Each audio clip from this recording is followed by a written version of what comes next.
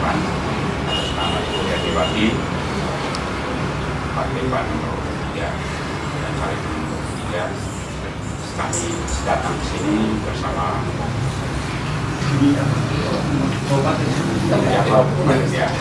bersama masyarakat.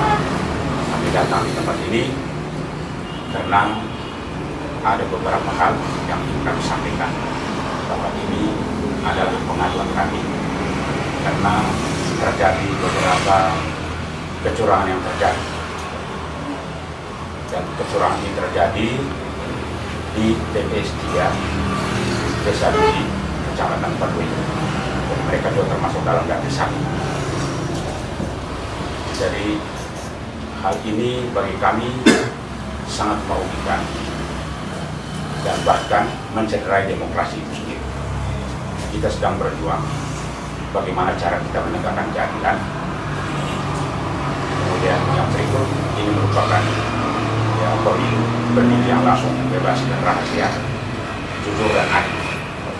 Ya, sebagai martabat bangsa kita harus menegakkan ini, dan ini terjadi kecurangan cukup besar dan sangat merugikan sekian kami. Dan hari ini kami datang ada Bapak semua, dan kami tentu mempunyai prinsip dalam demokrasi, bahwa kita sama-sama berjuang demi demokrasi.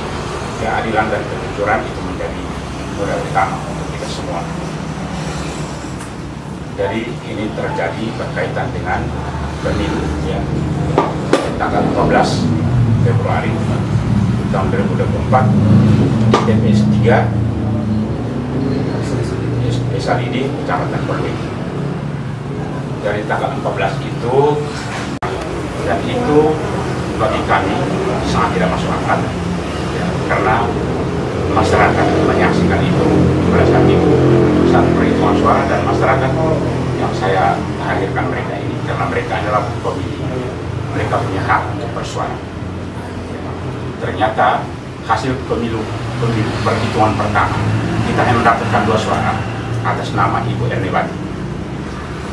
Tapi ternyata masyarakat yang hadir ini, mereka adalah pemilih, mereka yang benar-benar memilih Ibu Erni.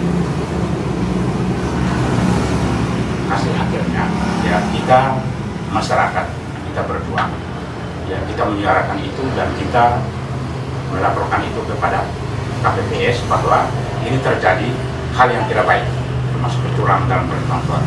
Karena kami yakin bahwa yang kami pilih itu adalah suara kami. Nah, jadi kami minta supaya bagaimanapun kotak suara itu harus dibongkar kembali dari situ ulang.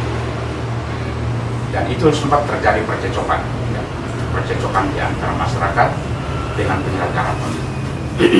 Dalam hal ini adalah KPPS. Sempat terjadi percecokan.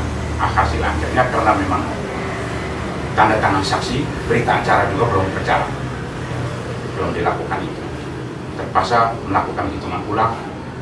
Di situ terjadi perbedaan suara. Suara kami dari 2 menjadi 14 suara. Kami tidak ngomong tentang partai lain, tetapi ini dari partai PAN yang kami bicara. Jadi bagi kami ini ada indikasi kecurangan yang luar biasa, ya, di TPS 03 Desa Lidi di Kecamatan Perwil.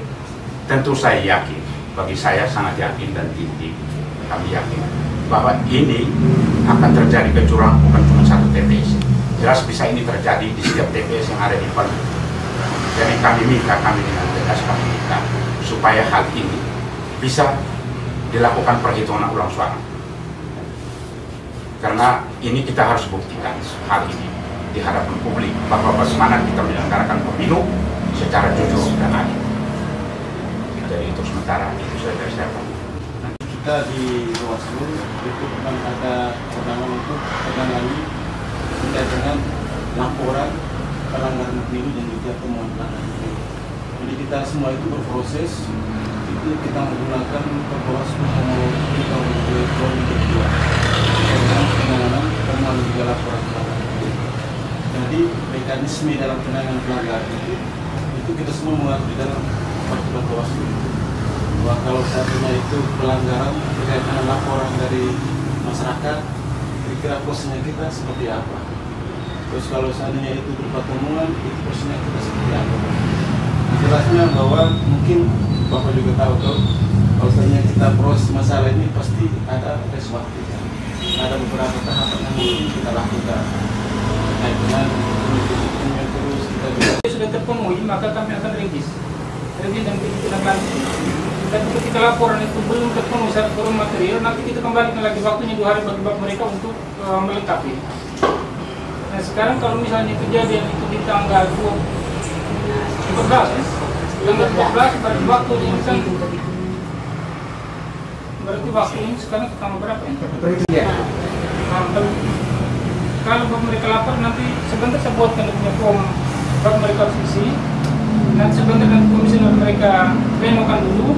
Kalau sudah lengkap baru nanti kita register baru tidak lanjut. Karena kalau di pidana berarti nanti kita ada sentra gabungan yang tangani dengan polisi dan kejaksaan yang tangani.